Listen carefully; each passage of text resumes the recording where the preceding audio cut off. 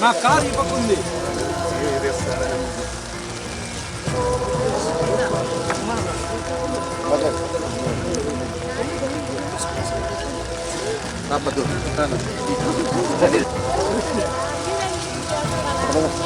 திருப்பதி ஏழுமலையான் கோவிலில் அஜித்துடன் செல்ஃபி எடுக்க முயன்ற மாற்றுத்திறனாளி ரசிகர்.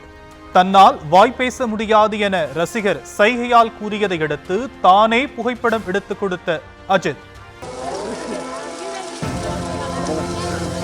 నా కార్ ఈ పక్క